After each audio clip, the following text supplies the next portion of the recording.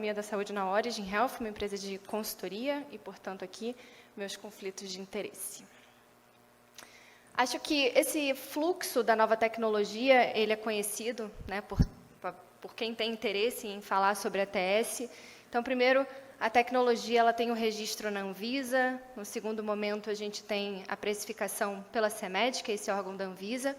E a gente chega, então, para o processo de incorporação, seja no mercado público ou no mercado privado, e, posteriormente, a gente vai ter a monitorização do acesso desses pacientes. E aqui eu vou falar um pouco desse histórico do rol, passando, antes a gente tinha essa atualização a cada 2 anos, né? Então, a gente começa ali em 2012, depois atualização em 2014, 16, 18, 20... E cada vez vocês podem observar que a gente tem a incorporação de novas opções de tratamento, principalmente em oncologia. E aqui eu também faço um recorte, a gente fala muito de doenças raras, eu não vou dar tanto enfoque nos tumores raros, vou falar mais de outros tipos de doenças raras, mas a gente vê essa evolução do processo do rol, até que a gente chega em 2022 com a discussão do fluxo contínuo. Então, a submissão contínua das tecnologias, isso é uma demanda da sociedade, uma vez que a inovação tecnológica ela não acontecia a cada 2 anos, né? Então, a gente precisava que, de alguma maneira, essas tecnologias fossem avaliadas, digamos assim, em tempo real. Então, a gente tem a RN 470 de 2021 para essa determinação do ciclo contínuo. A gente tem a Lei 14.307, que vai trazer algumas definições importantes de como esse processo de avaliação de tecnologias em saúde ele deve ser feito, quais são os guidelines que a gente precisa acompanhar, né, para poder desenvolver essa análise. A gente tem a determinação da consulta pública, a determinação da audiência pública, né, desse processo de participação social, e definição de prazos, né? 180 mais 90, 120 mais 60 para os oncológicos, mas, enfim, a gente tem um processo mais estabelecido, eu diria assim. E aí, a gente, em 21 de setembro de 2022, teve a Lei 14.454, que discute o rol paralelo, né, o extra-rol, que seriam as tecnologias que poderiam ter cobertura obrigatória desde que elas tivessem evidências que comprovassem a sua eficácia ou efetividade ou tivessem recomendação, fosse pela Conitec, né, ou por alguma agência de ATS robusta, falamos assim, né, no mundo. Importante também lembrar que a gente teve a questão da incorporação automática das tecnologias que fossem avaliadas pela Conitec, mas que fizessem sentido dentro daquilo que está na lei do rol. E é aí que a gente esbarra em alguns problemas com as doenças raras, porque a gente tem terapias de uso domiciliar, terapias de uso oral. Então, elas acabam não se encaixando dentro desse formato, apesar da recomendação positiva pela Conitec. Lembrando que aqui a gente também não fala de uma incorporação retroativa, é aquilo, né, que passou a valer a partir do momento que foi publicada a lei. E o que é comum quando a gente olha tanto para a Conitec quanto para a ANS? O processo de avaliação de tecnologias em saúde. A Verônica trouxe também essa definição do que é a ATS, esse processo multidisciplinar com métodos explícitos para determinar o valor de uma tecnologia em todo o ciclo de vida. Então, a gente usa na precificação, a gente usa na incorporação e também usa na desincorporação da tecnologia. E o grande objetivo é que a gente tenha uma tomada de decisão, que a gente auxilie o gestor a tomar uma decisão que seja boa para o nosso sistema, no sentido de sustentabilidade, né, de equidade, de eficiência, ou seja, oferecer o melhor dentro daquilo que eu posso pagar. E a ATS, também como a Verônica falou, considera múltiplos contextos. Então, a gente tem todo o debate clínico, das evidências científicas, de eficácia, segurança, efetividade, os aspectos econômicos de custo, custo-efetividade, custo-utilidade, mas a gente também tem domínios relacionados ao paciente e domínios organizacionais, de logística, por exemplo. E qual é o ponto aqui? Hoje, o nosso processo ele é muito focado no que a gente chama de trilogia da ATS, que considera esses 2 domínios, né? A avaliação clínica das evidências, as avaliações econômicas e a análise de impacto orçamentário. Mas a gente não entende qual é a importância, a relevância dos outros domínios dentro desse processo de tomada de decisão. A gente não sabe qual é o peso que isso vai ter para que aquele gestor tome aquela decisão de incorporar ou não uma tecnologia. Aqui também, na verdade. Apesar da gente saber que a gente tem as evidências e tem a avaliação de custo-efetividade de impacto orçamentário, o que importou mais ali? Foi o custo ou foi a eficácia da tecnologia?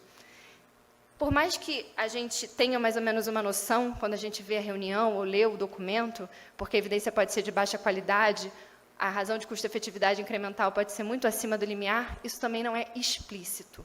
Hoje, a gente não tem um processo que traga um pouco dessa distribuição de importância entre esses diferentes domínios. Aqui só relembrando, né, o que representa cada um desses domínios principais que são usados hoje. A questão, a partir de uma necessidade médica não atendida, a gente entende qual é o perfil dessa nova tecnologia frente ao que hoje a gente tem no sistema. Isso vale tanto para o público quanto para o privado, o que vai diferenciar é a oferta de tecnologias. A avaliação econômica, em que a gente entende o quanto a gente paga mais pelo benefício que essa tecnologia promete, e análise de impacto orçamentário, em que a gente tem um entendimento da factibilidade da incorporação daquela tecnologia. Né? Às vezes, uma tecnologia pode ser custo-efetiva, mas eu não tenho como pagar ela ao longo daquele período de tempo. E aí eu trouxe um pouco desse debate em relação, de novo, aqui eu tirei os tumores raros, né?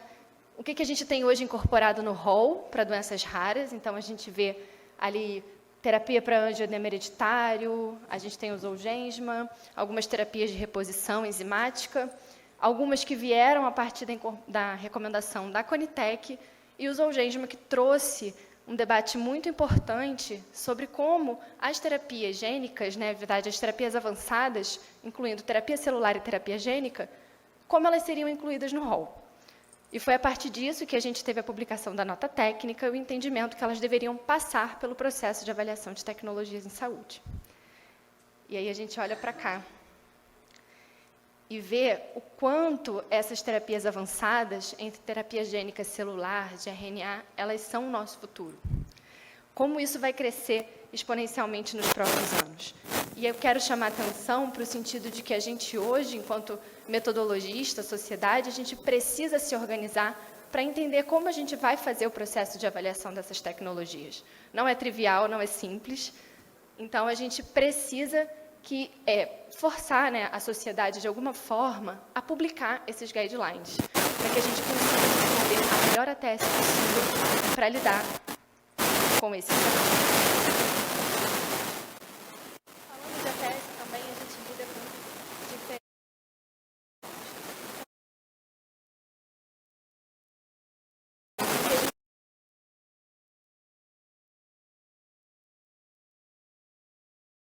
pessoas que entendam do processo para desenvolver, os prazos, que às vezes são muito apertados, mas a gente também tem debates importantes sobre como integrar a participação social dentro do processo de tomada de decisão e a necessidade de desenvolver, de evoluir o nosso processo de ATS. Então, eu convido vocês a lerem esse estudo. Tem mais detalhes, porque eu quero focar em 3 pontos principais que são apontados pela análise. Diferentes perspectivas dos stakeholders, os desafios metodológicos e se novos fatores estão sendo considerados no processo de decisão. Falando um pouco de desafios metodológicos, a gente tem as questões relacionadas à avaliação clínica e também as avaliações econômicas. Quando a gente pensa em doenças raras, a gente fala muito de estudos de braço único, desfechos intermediários. A gente tem a questão da ausência de comparador, então, 95% das doenças raras não têm um tratamento efetivo disponível. E como é que a gente vai lidar se essa evidência ela é sempre de baixa qualidade? Como é que a gente vai conseguir gerenciar? Será que hoje a gente precisa, de alguma forma, também de uma diretriz de recomendação que nos ajude a entender como é que a gente vai avaliar essas evidências científicas, uma vez que elas vão ser sempre de braço único, uma vez que os desfechos vão ser sempre intermediários, em sua maioria, né, maior parte dos casos? As comparações indiretas. A gente não tem estudos comparativos porque a gente não tem um tratamento ativo para comparar. E hoje, como é que eu faço a avaliação de qualidade de uma MAIC? Eu não sei. O que o Ministério da Saúde e o guideline, que os técnicos também da agência, o que eles consideram? Como é que eu faço essa avaliação? Então, a gente precisa também se organizar nesse sentido de desenvolvimento de material, de estudo, que a gente consiga fortalecer e viabilizar essas avaliações. E a lei, que eu tinha falado antes, do Extra Rol, ela tem um impacto importante porque ela permite que os pacientes usem diferentes tratamentos. Então, o que hoje eu considero como meu comparador efetivo na minha avaliação? Até porque, se a gente olha para a saúde suplementar, a gente pode não ter tecnologia, mas a gente tem assistência diferenciada. E aí isso vai impactar também nas minhas análises econômicas, né? Que custos eu vou considerar?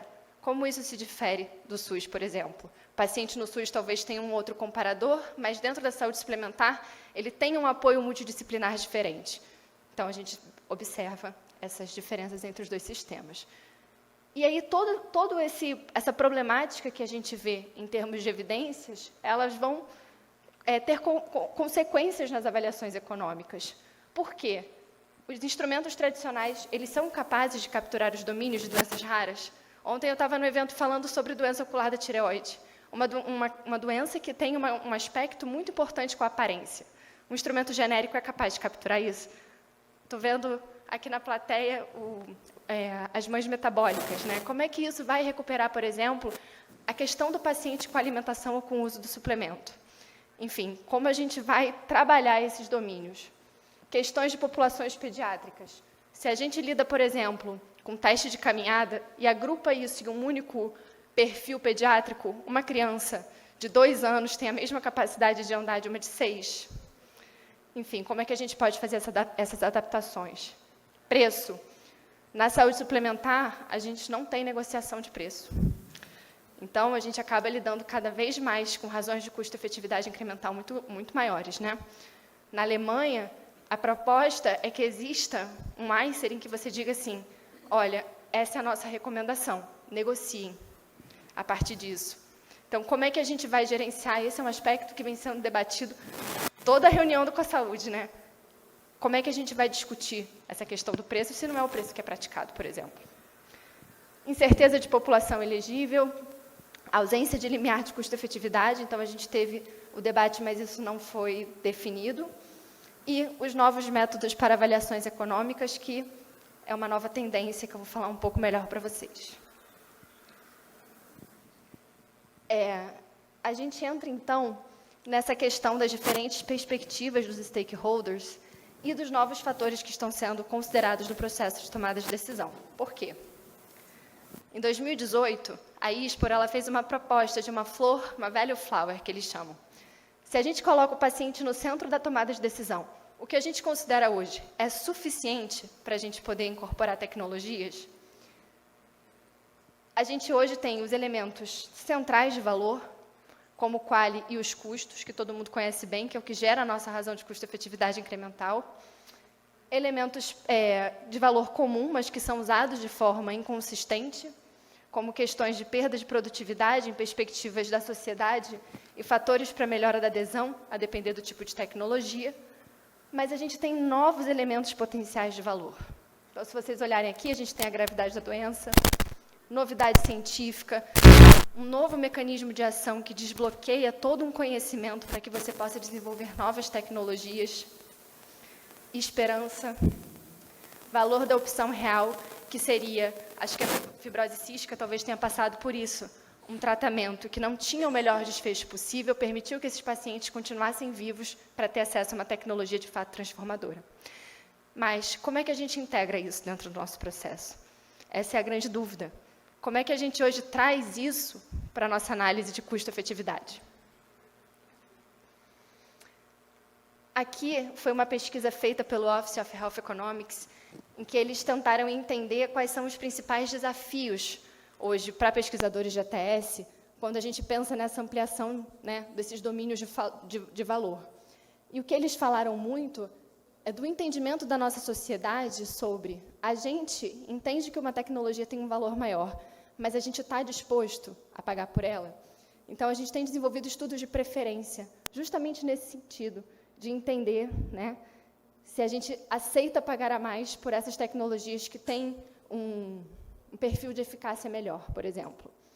Um outro ponto importante que vocês conseguem ver aqui é a questão da gravidade, que aparece aqui como um domínio de valor e que hoje é um dos nossos modificadores do nosso limiar de custo-efetividade dentro da perspectiva da Conitec, mas que a gente não entende também o que é gravidade, né? O que é uma doença grave? Quem define o que é uma doença grave? O NICE também aceita a gravidade como um modificador positivo. Então, a gente tem lá um cálculo a partir do ganho de QALYs, né? O QALY que você tem com a tecnologia, comparado ao QALY se você não usasse a tecnologia, a partir disso você tem um multiplicador do seu ICER. No Brasil, a gente faz parecido, mas a gente não entende ainda exatamente o que é essa gravidade da doença. Aqui é um estudo em que eles mostraram esses novos elementos de valor e como isso vem sido entendido nos guidelines de ATS. O Brasil participou desse estudo.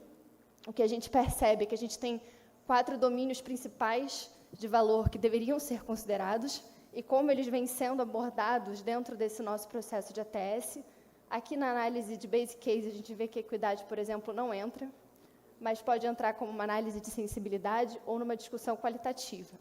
Então, eu vejo hoje, para a gente, tanto no SUS quanto na saúde suplementar, que a gente se encaixa muito mais aqui. A gente discute esses aspectos. A mãe que deixa de trabalhar, a equidade, se a gente está falando de um produto que vai tratar principalmente mulheres negras, enfim, entre outros aspectos, mas a gente não mensura, a gente não ajusta as nossas avaliações para esses aspectos. E aí, na semana passada, a gente teve a publicação da nova flor de valor, né, com os elementos anteriores, já debatidos, mas também a inclusão de outros aspectos, como, por exemplo, custos dinâmicos. Será que a tecnologia, em breve, ela vai perder a patente e a gente vai ter genérico? Como é que a gente vai modelar isso na nossa avaliação econômica? Então, a gente tem, lembrando, todo esse debate dentro de uma perspectiva da sociedade. As nossas avaliações acontecem nas perspectivas do SUS e da saúde suplementar, mas a gente pode debater tudo isso num âmbito maior, mostrando isso para as agências no sentido como se fosse uma análise de cenário, né? Uma análise de sensibilidade, dada a importância desses diferentes domínios que a gente tem aqui. Custos diretos não médicos, transporte dos pacientes, por exemplo, né? Perda de produtividade, equidade, novidade científica, esperança, enfim, todos esses aspectos também que eu mostrei anteriormente. Então, algumas perguntas que eles trouxeram na semana passada, né? Qual seria a economia se a gente tivesse um genérico no meio desse caminho? Qual o impacto para os cuidadores? Qual o benefício na saúde de toda a população se a gente reduz os riscos individuais? A Covid trouxe muito esse debate. Enfim, aspectos que a gente precisa se aprofundar. Esse foi um desafio e acho que a partir de agora a gente precisa entender como é que a gente vai medir, como é que a gente vai integrar. E qual é a ideia? Gente, aqui bem resumido, tá? Bem resumido. A ideia é que se a gente tivesse apenas esses elementos de valor, a gente teria, por exemplo, uma tecnologia que é potencialmente não custo-efetiva. E a partir do momento que a gente vai incluindo, considerando novos modelos, como o modelo generalizado, análise distribucional, a gente consegue ir reduzindo esse ICER, porque a gente está agregando valor e agregando custos até conseguir chegar, por exemplo, numa tecnologia custo-efetiva. E aqui vocês conseguem observar, né, a gente tem, por exemplo, cenários como a Covid, em que a gente tem uma disposição a pagar mais, a dar um maior valor para uma tecnologia, mesmo com a incerteza da utilidade que ela tem, que foi, por exemplo, o caso das vacinas. Então, a gente vê aqui, por exemplo, o medo de contágio como um domínio de valor. E aí, para terminar, eu convido vocês a lerem esse documento publicado pelo Office of Health Economics, de terapias gênicas. Eles trazem propostas a partir do que a gente pode fazer com esse novo cenário das terapias gênicas. Terapia gênica acumula muitos desafios que outras terapias de doenças raras carregam individualmente. Então, a gente tem recomendações para capturar melhor o valor das tecnologias, ou seja, desafiar as nossas agências de como a gente pode incluir dados de mundo real, comparações indiretas, né, estudos de braço único, incluir outros elementos de valor como parte do processo de tomada de decisão e também recomendações de como a gente pode direcionar a incerteza desses desfechos.